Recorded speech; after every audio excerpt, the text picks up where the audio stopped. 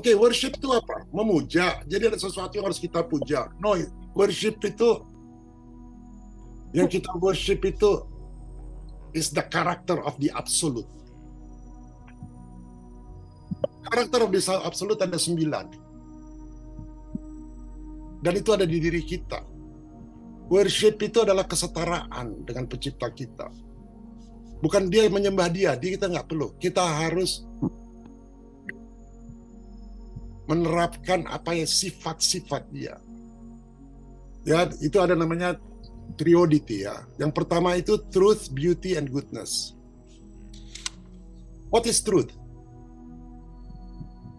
Kalau sekarang ada Tuhan ya, ke Prasti bilang ini, Prasti, kamu cari the truth. Oke, ini saya tawarin nama kamu ya.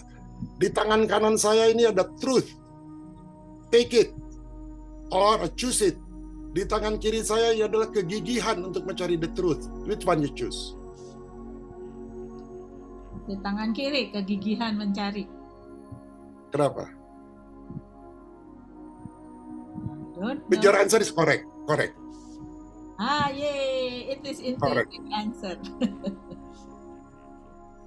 So we have to know about truth. Ya.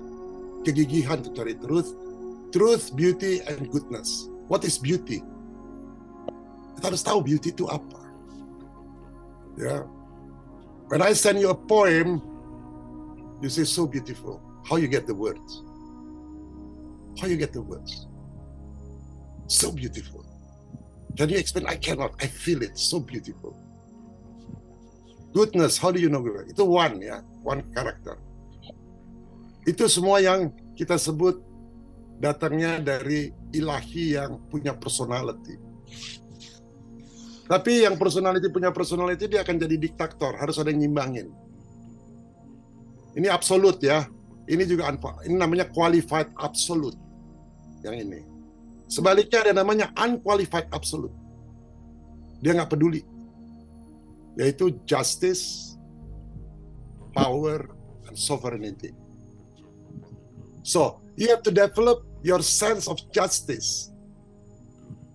Ketika you lihat rakyat di Bali mau dibunuh dengan nyamuk oleh sekelompok orang, where is your sense of justice? Karena kalau you hanya tahu knowledge-nya, tapi you nggak implement, means you get unearned wisdom. Itu wisdom karena bacaan. Ya, di TED itu ada orang umur 24 tahun, nggak kawin, dia guru taman kanak-kanak, tapi yang hadir banyak banget di workshop dia di TED.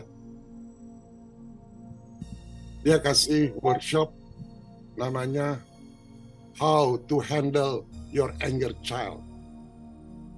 Dia nggak kawin, dia nggak punya anak, dia nggak ikut kursus clinical psychology. Will you believe that? Dia cuma baca. Ada seorang profesor di Harvard, kawan saya.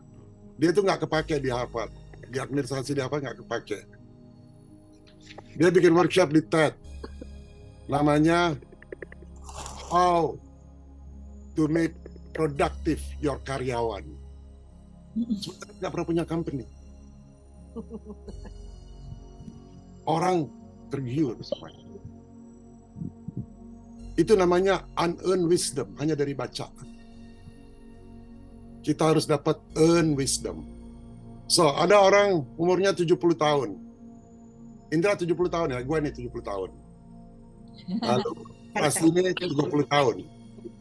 Secara umur, gue lebih tua kan dari Prasti. Yalah. Wisdom, mananya? Wisdomnya mana yang lebih banyak? Prasti atau gue? Bapak lah. Kenapa? You are older. Nah, itu persepsi yang keliru. Banyak orang udah 70 tahun, pengalaman ke sini, perang ke sini, ke situ, ke situ. Dia bisa banyak cerita. Tapi dia nggak punya wisdom. Dan ada orang umur 30 tahun, dia nggak pernah kemana-mana, hanya sedikit. Tapi dia punya wisdom. Karena dia earn. Begitu kita bicara wisdom, itu selalu spiritual wisdom. Wisdom, selalu kita bicara spiritual wisdom. Jadi umur nggak menentukan. Yes. Tadi gue bicara sampai mana? Kenapa gue bicara ini ya? Tadi udah melebar. Tadi balik ke intuisi aja. Covership dulu, covership kan. Oke. Nah, yang ketujuh itu namanya ajudan main yang namanya wisdom. Ya, wisdom. Nah, wisdom kita dapat, kita bisa mengisi tadi yang pertama tadi, spiritual capacity kita naik. Understand? Setelah naik, akan ada lagi difficulty, akan ada lagi knowledge baru, akan lagi ada FIGs, dan circle, ngerti nggak? Yang kayak vortex yang Bapak jelasin zaman dulu itu. Ya. Tapi kita mengisi spiritual capacity kita. Jadi ada orang umur 70 tahun, dia punya gelas 100% yang terisi baru 20% sampai dia mati. Tapi ada orang yang 30 tahun, dia terisi gelasnya 99%. So, orang yang terisi gelasnya 20% sama dia udah mati, sama orang yang gelasnya 90% yang dia mati, masa perlakuannya sama? Sama-sama ketemu sama Tuhan. Nah, itulah pelajarannya filosofi Mota itu kita harus pelajari. Misalnya, sederhana banget, dia ngajarinnya gini. Pekerjaanmu tuh nggak penting. Nggak penting pekerjaan. Penting dong, nggak penting. Kalau gue nggak, you tidak ada sukacita. Sederhana kan? So, you work because of what? Because of to survive and because you love it. Lalu dia bilang, upayamu semua yang you lakukan di dunia itu sia-sia. Menarik kan tuh? Kecuali upayamu itu cerdas. Jadi dalam hidup kita, upaya yang kita lakukan for whatever, cerdasnya. Artinya jangan cepat puas diri dengan profesi kita. Saya sering sebut namanya EBNE, EBNE. Tahu nggak EBNE itu apa? Excellent but not enough.